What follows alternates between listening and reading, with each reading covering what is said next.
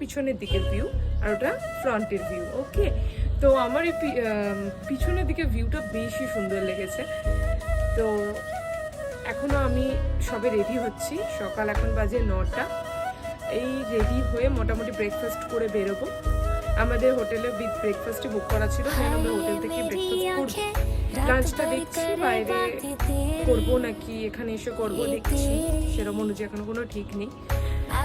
তো চলো আজকে কিছু সাইট সিন তো অবভিয়াসলি দেখবো, নতুন কিছু এক্সপ্লোর করবো।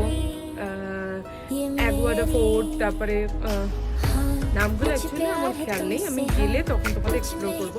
তবে অ্যাগুয়াডা ফোর্ট দেখবার আমার বহু দিনে দিচ্ছে গোয়াতে এলে, সেটা তো অবভিয়াসলি দেখবো।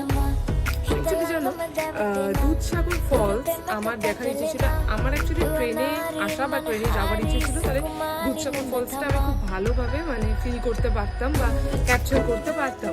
কিন্তু ব্যাপারটা কি হয়েছে,